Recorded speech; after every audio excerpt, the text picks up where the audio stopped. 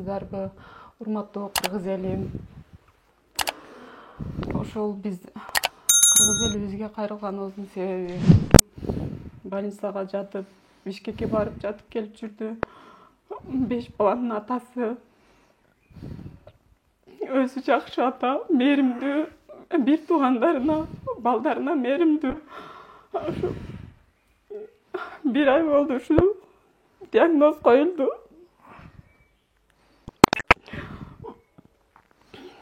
Борун алмаштырыш үчүн Индияга барышыбыз керек экен. Кыргыз элим, силерден жардам сурайбыз. Балдарым атасыз калбасын. Мен балдарым атасыз, балдарым өтө жаш балдарым. Бир туугандары донор болуп берип атат. Мен өзүм дагы донор болуп берем.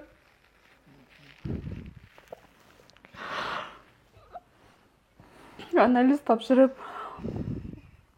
ошо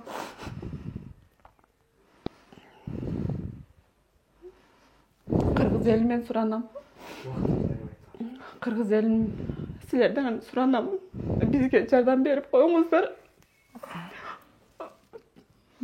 Убактыбыз өтө аз. Бизге чоң сумма керек. Силерден суранам. Ушу балдарым атасыз калбасын. Көн жакшы болуп кетсин. Силерден суранам, кыргыз элим жакшы болуп кетсин.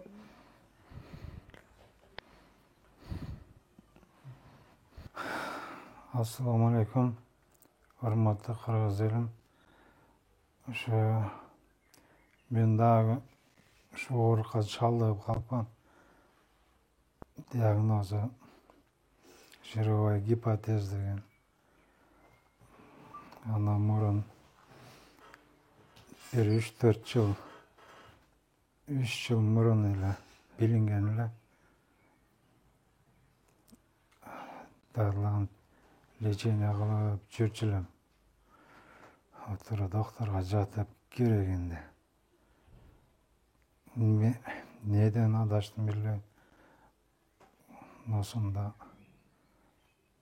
путка дагы сутулуп, ички дагы сутулуп, кыйналып кеттим. Ошондо врачтар пересадка печень деп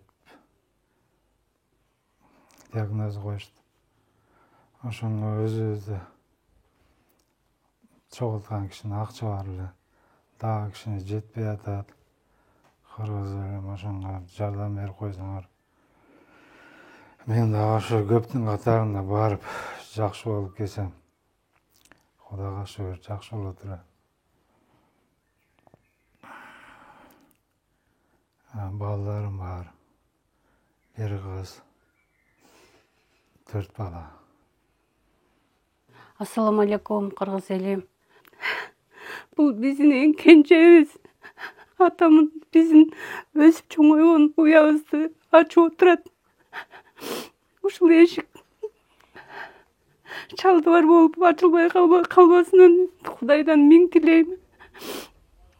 Biz ayabay muhtaçbız. Elim jardan bergili. Baldары жаш. Ушулар ата мээрими менен чоңойсун. Силерден ошону суранамын. Мен элестете албаймын.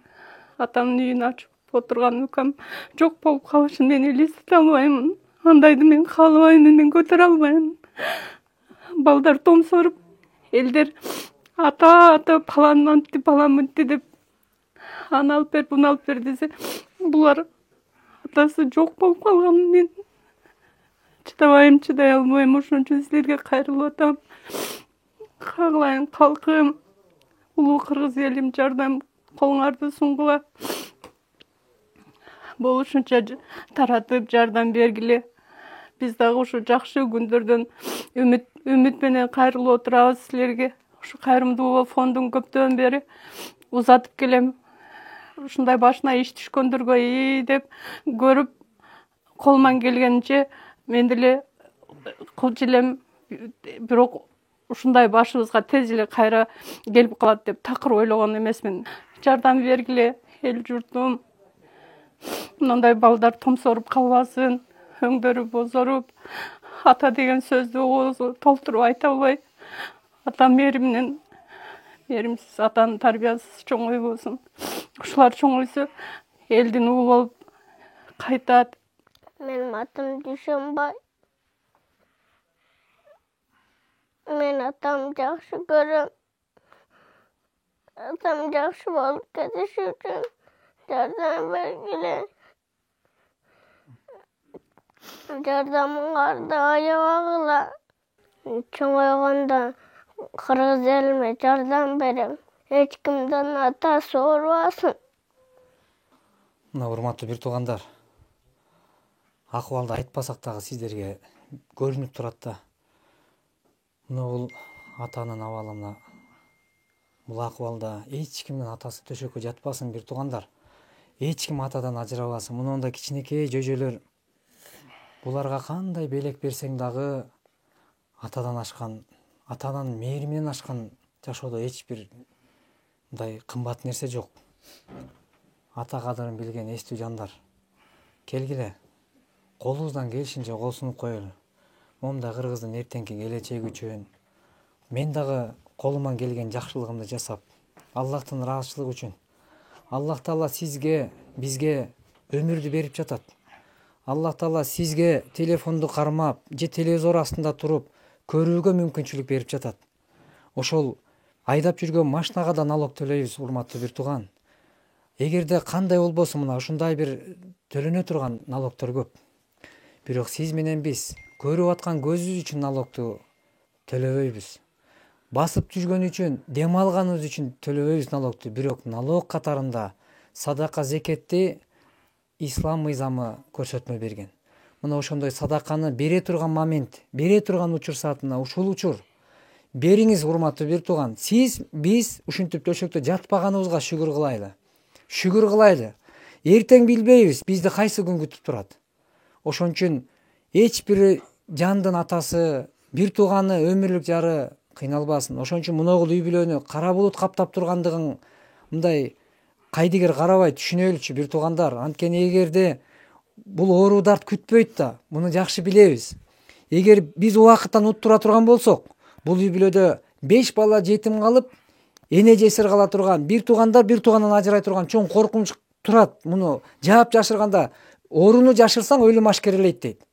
Эми биз бул нерсени жаап жашырып, анан сылап сыйпап бир кооз кылып көрсөткөндөн мен таптакыр алысмын. Болгону гана чындык ачуу болот. Ошон үчүн келгиле бир туугандар, убакыттан уткурбайлы, колубуздан келген аракетти жасайлы, анан кайдыгерликтен алыс болойлу. Бүгүнкү кылган жакшылык бул дүйнө акыретте сиз үчүн, биз үчүн пайдасын берет.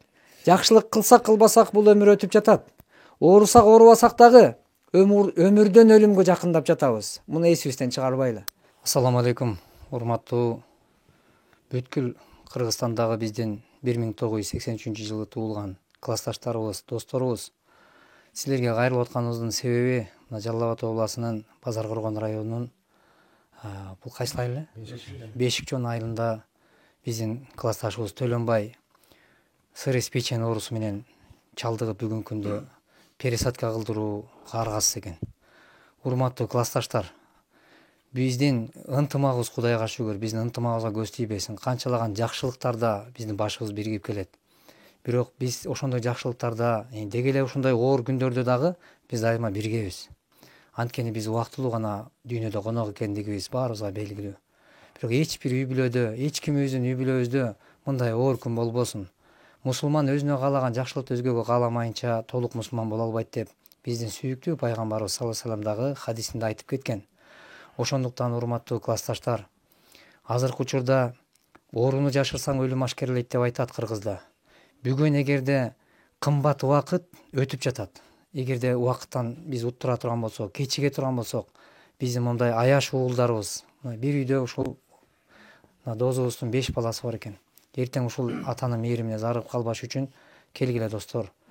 Бүт областтын 83-төрү бир ынтымак кылып, ар бирибиз 5 сомдон чогултсак, биз ушул акчанын чейин жыйнап коебуз. Буга чейин деле 600-700 миллион сомдор чогултуп бир жакшылыкка жарап келгенбиз.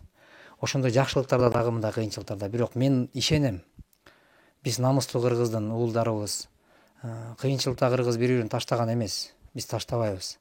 Анан Төлөнбайды дагы Кудай буйруса жакшыртып, Анан Кудай буйрса мындай акыбалдан чыгарып, анан жүзүндөгү жылмаюуда чогуу бөлүшөбүз деп мен толук ишенем. Баарыңарга Кудай бекем ден соолук берсин.